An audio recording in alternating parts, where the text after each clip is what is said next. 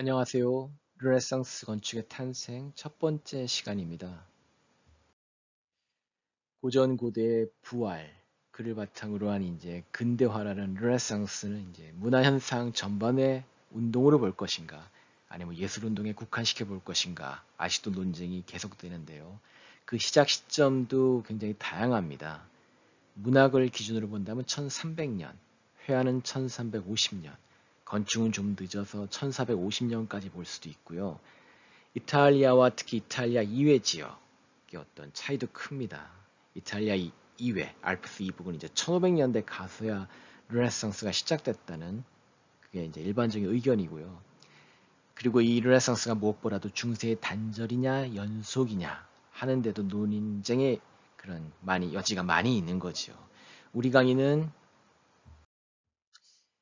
중세 연속으로서 르네상스 건축을 살펴볼 것이고, 결국 이제 11세기 이후 중세의 개화라고 할 수 있는 로마네스크와 고딕, 뒤은 르네상스, 이렇게 연속적으로 파악하는 가운데 결국 15세기 르네상스 건축이 어떤 중세적 뿌리에서 탄생했는지 그를 좀 유심히 살펴보겠습니다. 이탈리아는 이제 중세 때 자치도시라고 하는 이제 꼬뮌네가 이제 발전을 했고요.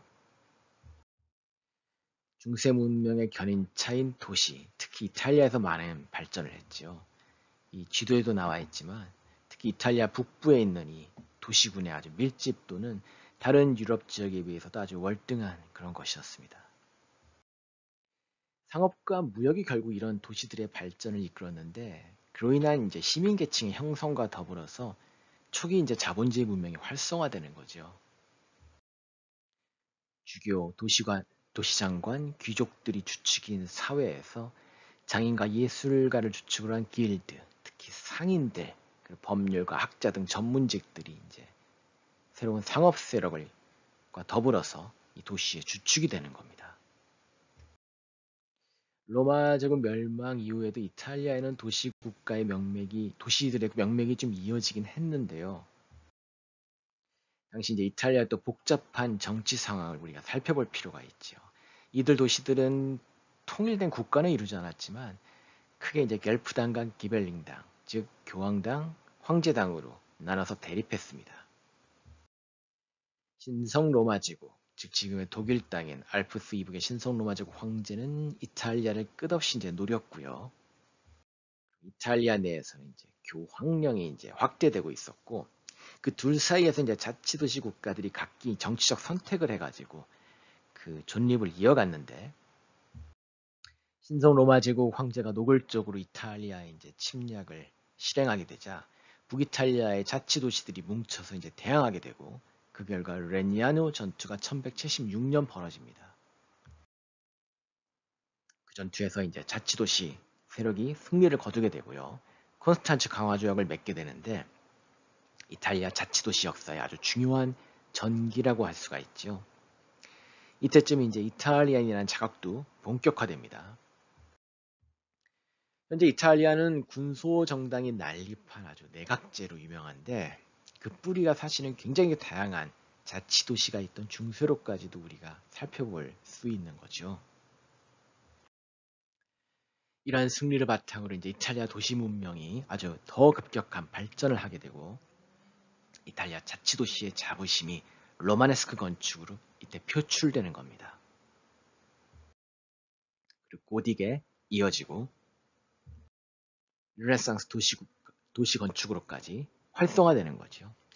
자치도시가 이제 르네상스의 이름은 도시국가로까지 발전하게 되는데, 그 대표적인 랜드마크들이 바로 르네상스 건축인 겁니다. 이제 우리 수업이 이제 이탈리아 르네상스 건축의 뿌리이자 르네상스 건축의 맹아로서 바로 이 로마네스 건축에서부터 살펴볼 거고요. 그 전에 우리가 이탈리아 로마네스크 건축과 알프스 이북의 보다 대표적인 로마네스크 건축 스타일을 좀 비교해 봐야 되는데요. 이 프랑스로 대표되는 일반적인 로마네스크 건축의 형태와 이탈리아의 로마네스크는 굉장히 좀 다른 점이 많습니다. 보통 우리가 로마네스크 건축이라 했을 때 프랑스에서 이제 발전된 이 석조 볼트, 이 석조 천장이죠. 그리고 네이브 월, 이 볼트를 받치는 이 벽체, 이것들의 어떤 유기적인 결합, 이로 인한 어떤 석조 건축의 완성, 석조 지붕의 완성이 이제 로마네스크의 일반적인 그런 스타일이라고 할 수가 있는데, 이탈리아는 그렇지가 않아요. 일단은 이런 걸 찾아보기가 굉장히 힘들고, 알프스 이북과 일단 역사 지리적 환경부터 굉장히 다릅니다. 로마 고전주의가 지속됐고, 초기 기독교의 중심지였고, 심지어는 비잔틴이나 이슬람 같은 이제 동방의 영향까지 받은 굉장히 좀 특이한 형태가 바로 이탈리아 로마네스크지요. 한때 지역주의로 굉장히 좀 폄하되기도 해서 로마네스크 건축에서 중요하게 다루지 않기도 했습니다. 그래서 그 차이점을 좀 자세히 알아보자면은, 로마 고전주의가 결국은 알프스 이북에서 끊긴 데 비해서 이탈리아에선 계속됐다는 게 중요하고, 지역적으로도 차이가 있어요. 롬바르디아, 지금 밀라노 일대인 북부, 토스카나인 중부, 시칠리아인 남부, 그리고 핵심은 알프스 이북 네이버월 구조의 어떤 유기성이 결여되어 있다는 점. 우리가 아까 봤던 프랑스의 그 돌로 된 천장과 돌로 된 벽이 유기적으로 연결된 그 구조가 결여되어 있고, 한마디로 로마 이후에 그 목조 천장이 계속 유지됐다, 그런 얘기입니다. 로마네스크란 말이 사실은 르네상스와는 좀 비슷한데, 이게 로마풍, 로마화란 얘기죠. 그러니까 중세 문명이 사실상 암흑기에서 깨어나기 시작한 게 로마네스크인데, 그때 이제 로마의 유산을 바탕으로 어떤 새로운 이제 건축 양식이 일어난 거고, 다만 이제 알프스 이북이 로마의 유산을 바탕으로 하되 새로운 볼트와 네이브가 결합된 유기적인 건축을 이뤘다면, 좀 더 이 이탈리아는 직접적인 로마의 유산이 계승되면서 그런 유기적인 결합까지 나가지는 못했다는 거고요. 그런 가운데 이제 고전 요소를 할 수 있는 바로 이 아치, 오더, 평면, 정문, 조각, 주 등 이런 고대 요소들이 굉장히 더 활성화돼 쓰이는 거죠. 직접적으로. 아무튼 로마 고전주의 총본산으로서 이탈리아 로마네스크의 가치는 굉장히 크고, 결국 이제 이러한 강한 고전주의적 전통이 르네상스 탄생의 또 원동력이 되는 겁니다. 그래서 그 건축적 흐름을 보자면은, 옛날 고대 로마 때 로마 고전주의가 있었고, 그게 이제 초기 기독교 건축, 그러다 이제 9세기 카롤린거 왕조에 이어서 프레로마네스크를 거쳐 11세기 이탈리아 로마네스크 건축이 확립되고, 그 중요한 배경에는 바로 자치도시의 발전이 있었던 거죠. 그러면 이제 초기 지금 로마네스크 건축들, 이탈리아 로마네스크 건축들을 좀 살펴보겠습니다. 지금의 이제 베니스에서 아래로 내려가다 보면은 이제 라벤나 못 미쳐서 뽐뽀사라고 하는 조용한 마을이 있고, 뽐뽀사에는 아주 오래된 수도원이 있어요. 카롤린거 왕조 시대 때 건축됐다고 믿어지는데요. 수도원에 부속된 이제 건물로서 옛날 로마 제국 말기 초기 기독교 시대 때 그 바실리카의 흔적을 아주 잘 간직하고 있는 귀중한 건축물입니다. 정면에서 보면 이렇게 현관 부분이 따로 있죠. 우리 고대 로마 바실리카에서 보이던. 그리고 뒤에 이제 장방형의 바실리카 구조가 이어지고요. 여긴 카롤린거 왕조의 아주 보고로서 중요한 이제 인쇄물, 이제 서적 발간 등 활동이 벌어지기도 했지요. 우리가 잘 아는 그 계명창법의 귀도 다레조가 이 수도원 교에서 활약하기도 했습니다. 초기 기독교 전통을 잘 보여주는 이 뽐뽀사 수도원은 특히 내부 구조에서 그런 특징들을 잘 찾아볼 수가 있고요.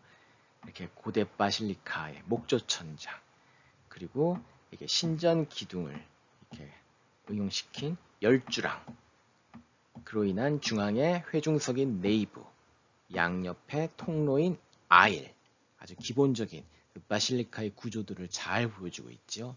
로마 제국이 멸망한 지 이제 거의 뭐 500년 이상 세월이 흘렀음에도 그 전통이 잘 유지되고 있음을 알 수 있습니다.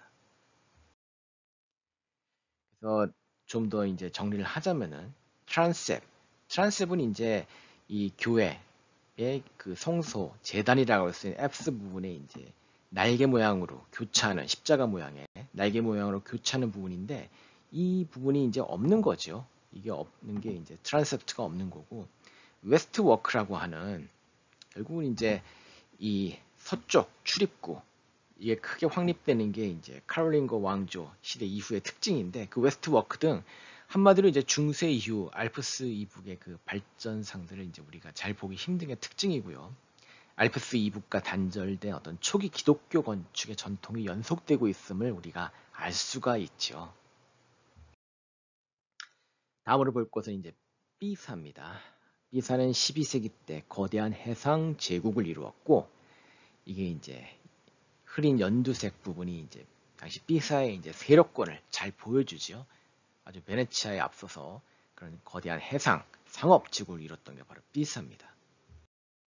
이 피사의 힘을 보여주는 게, 과거 영광을 보여주는 게 바로 피사 두오모와 그 일대 그 컴플렉스 단지고요.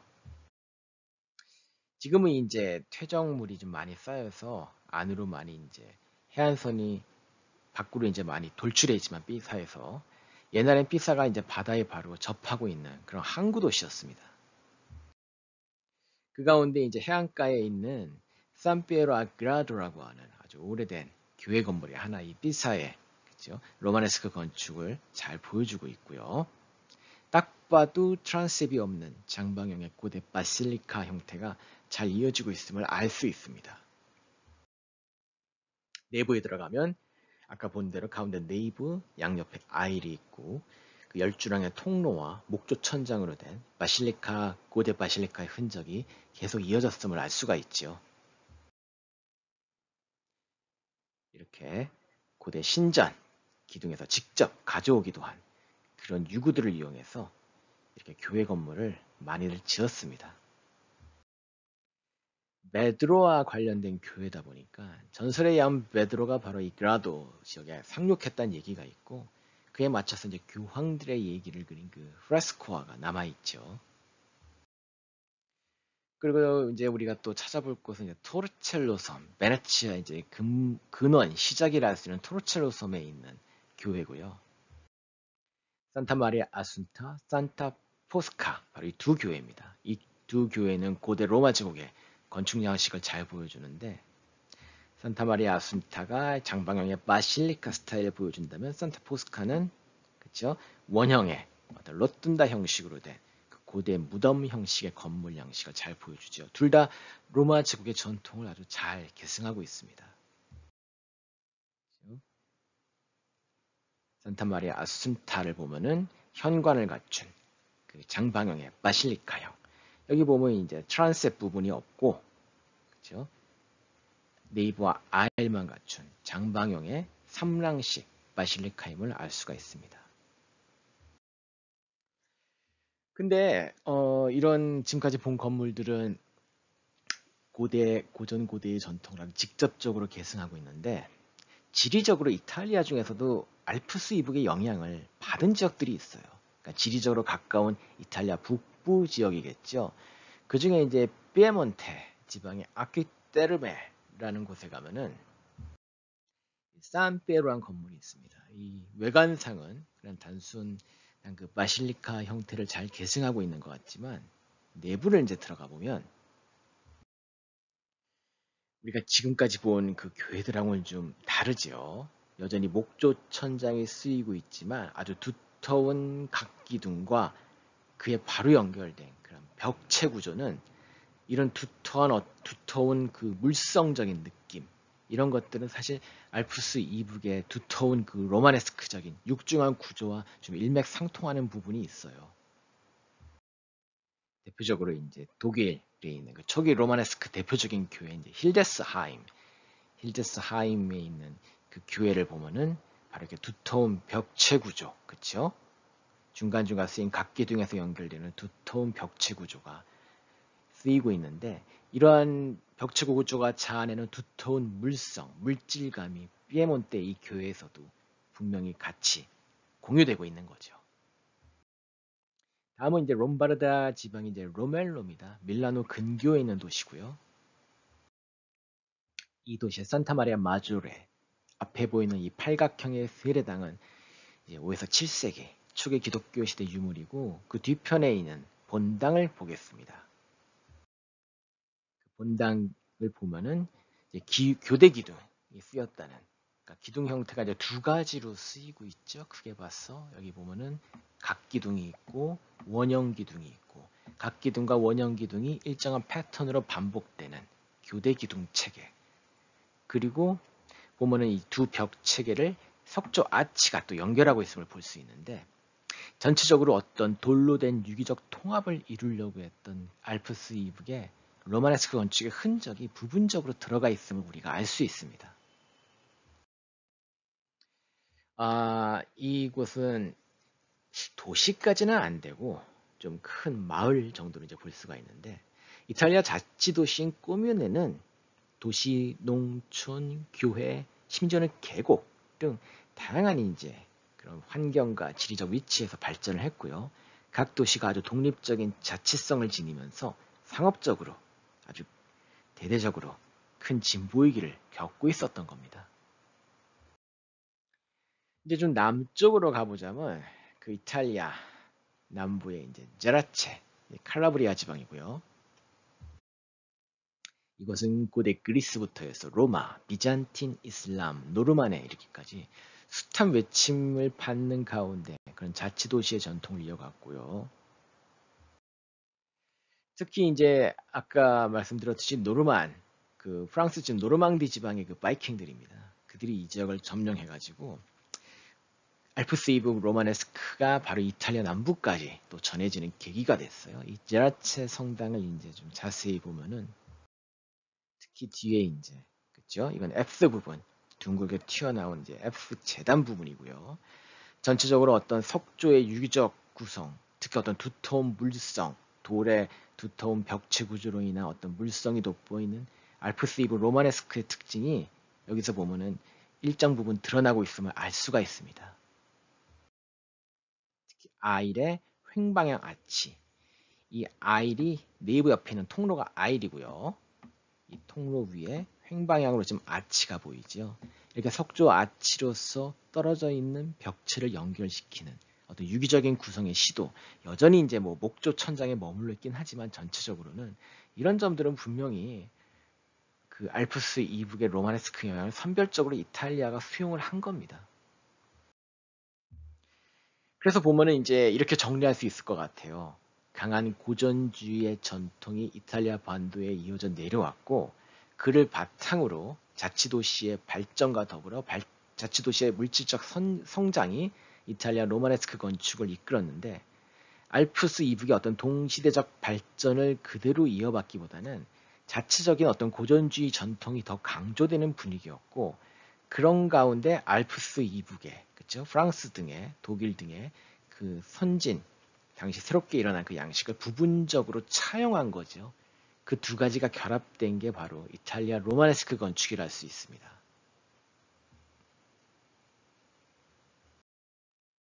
다음으로 갈 곳은 이제 베로나예요. 지금까지 살펴본 도시들은 좀 단편적으로 우리가 살펴봤고요. 이탈리아 로마네스크를 대표하는 아주 중요한 교회 건물이 여기 있습니다. 베로나를 좀 소개를 하자면 고대 로마 때부터 베로나는 번성했고요. 베로나 후장령의 통치를 받다가, 그러니까 이 지역이 카롤린고 왕조 이후에 바로 이제 신성 로마 제국, 카롤린고 왕조와 신성 로마 제국의 봉건 제국 일원으로서 그렇죠? 편입이 되는 거죠. 근데 봉건 제국이기 때문에 직접 통치를 받지는 않고 반독립적인, 거의 뭐 상당히 독립적인 지역 영주들의 세력권이 됩니다. 그러다가 이제 도시가 발전하면서 상업 세력이 일어나며 시민 계급이 독립하게 되면서 12세기경에 자치도시가 되는 거죠. 그 자치도시들이 롬바르디아 동맹, 북부 이탈리아 도시동맹을 이뤄서 황제에까지 저항하는 그런 수준으로까지 성장하게 되는 거고요. 아까 봤듯이 레나노 전투에서 승리한 그 자치도시 세력들의 어떤 자신감, 그런 물질적 번영, 해서 로마네스크 건축이 크게 꽃피었고, 이 자치도시 메로나에는 산 제노라고 하는 교회 건축물로 형성화되는 겁니다. 이 산 제노는 12세기 이탈리아 로마네스크의 정수고요. 크림색을 칠한 응회암으로 지어져서 멀리서 보면 아주 아름다운 반짝이는 대리석 신전 같은 그런 건축물이에요. 굉장히 추상적인 기하학적 구조 위에 아주 구체적인 서술적 장식이 덧붙여져 있는 점도 한 특징이고요. 전체적인 평면은 단순합니다. 보면은 앞서 봤듯이 중앙에 네이버, 양옆에 아일이 있는, 그쵸? 양옆에 아일이 있는 삼랑식의 아주 단순한 정방형의 바실리카 구조. 거기에 이제 서쪽에 출입구와 동쪽에 성소가 있는 거죠. 그래서 굉장히 좀 고전적인 그런 전통이 이어지고 있다고 할 수가 있는데, 부분적으로 알프스 이북의 그 로마네스크 양식이 좀 쓰였어요. 기둥의 이런 교대 리듬. 그러니까 서로 다른 형태의, 그쵸? 기둥들이 일정한 패턴으로 반복되고 있고, 천장은 여전히 목조입니다. 천장은 목조여서 천장과 벽체가 돌로 유기적으로 결합하는 알프스 이북의 로마네스크의 진보는 이루어내지 못하고 있지만 굉장히 화려하고 정교한 기술로 고대 로마의 전통을 새롭게 살려낸 점, 그게 이제 이탈리아 로마네스크의 특징이고, 그걸 특히 대표할 수 있는 게 바로 이 산제노 교회죠. 아주 재밌는 거는 이 벽체, 그쵸? 꽤나 두꺼운, 아주 튼실하게 쌓여진 이 벽체의 다발 기둥인데, 보면 기둥들이 여러 개가 이제 다발로 묶여 있어서 다발 기둥이라고 합니다. 근데 재밌는 건 이 다발 기둥은 알프스 이북의 영향이 좀 있고요. 알프스 이북에서 다발 기둥이 나왔던 이유는 천장이 돌로 만들어져 있고 그 천장을 지탱하는 하중이 벽체의 하중과 더불어서 다양하게 기둥을 타고 이제 내려오다 보니까 다발 기둥이라는 게 형성이 되는 게 이제 보통 로마네스크의 특징이에요. 근데 여기서 보면은 천장이 그냥 목재입니다. 천장에서 이제 돌 하중을 받을 이유는 없게 되고, 그러니까 어떤 구조적인 면보다는 장식적으로 다발 기둥이 이제 쓰였다는 점을 알 수 있죠. 즉 다발 기둥과 벽체라는 거는 당시 알프스 이북의 어떤 그런 진보적인 로마네스크의 어떤 새로운 양식이고, 목조 천장은 굉장히 고대로부터 전해지는 그런 양식으로서 서로 이제 대립적인 건데, 이 산 제노에서는 한꺼번에 쓰였다는 점, 이게 제노뿐만이 아니라 그 이탈리아 로마네스크의 전반적인 특징이고, 즉 이탈리아인들은 어떤 구조적인 알프스 이북의 로마네스크적인 진보를 받아들인 게 아니라 알프스 이북의 요소를 선별적으로 장식적으로 소화해냈다는 것을 여기서도 우리가 잘 알 수가 있습니다. 그 재단 부분에 이제 납골당이 있고요. 납골당 갖추는 거는 뭐 알프스 이북에서도 볼 수 있는 초기 기독교 이래 오랜 전통인데, 보통 이제 성인의 무덤 위에다가 교회를 짓다 보니까 재단 아래 납골당이 위치하게 됐죠. 보면은 이제 나름 꽤 소소한 납골당입니다. 나름 화려한 그런 장식의 교회인데, 일반적으로 이 즈음에 이르면 이제 내외부가 화려하게 장식이 되고요.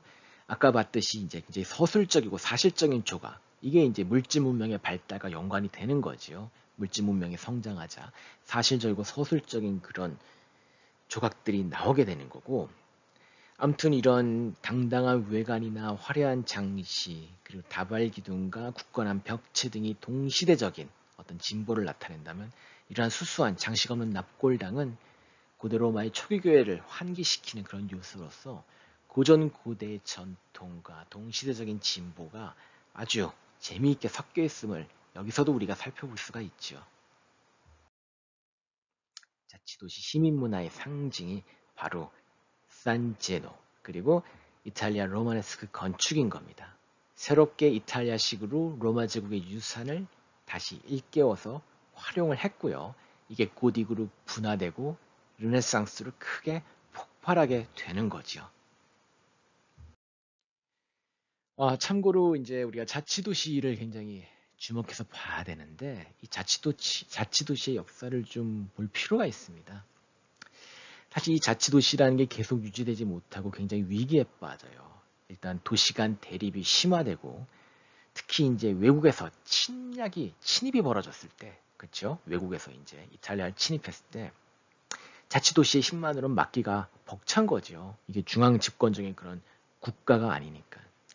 그래서 자치도시 내의 정치 체제가 많이 변하게 됩니다. 처음에는 이제 시민 자치제, 그러니까 일부 이제 유력 가문들이 중심이 되는 과두정으로서 이 유지가 되다가 소수 가문이 권력을 독점하게 돼요. 그래서 베로나 같은 경우는 이제 에스첼리노가 뒤이어서 스칼리제리가가 이제 권력을 장악하면서 국내외 정치 위기에 대응할 수 있는 그런 권위적인 정치 체계를 이룩하게 됩니다. 그러면서 이게 이제 15세기 르네상스 때는 일종의 군주국, 도시국가 체제로 발전하게 되는 거고 대부분 뭐 거의 이제 모든 이제 도시국가가 이 패턴을 따르게 돼요. 그래서 처음에 12세기 때 자치도시로서의 독립을 얻었을 때는 포데스타라고 하는 이제 도시장관이 통치했다가 13세기 말과 14세기 초에는 이제 유력 집안의 독재자들이 나오는 겁니다. 그들이 이제 신열의 영주지요.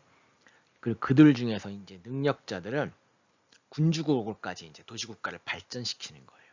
보통 이제 공작 칭호를 받으면 그렇게 되는데 그런 군주를 바로 프린치파토라고 합니다. 어쨌든 간에 이런 식으로 자치도시의 어떤 역사는 이어지고 개별 자치도시들이 발전하며 경쟁하는 가운데 이제 이탈리아의 그런 물질적인 성장이 이루어지고 그런 물질적 성장을 바탕으로 고전 고대의 유산을 새롭게 근대화시킨 르네상스 건축이 탄생하는 거죠. 오늘은 그 첫 장으로 이탈리아 로마네스크 건축을 우리가 간단히 살펴봤습니다. 그럼 다음 시간에는 그 로마네스크 건축을 좀 더 우리가 자세히 더 찾아보도록 하겠습니다.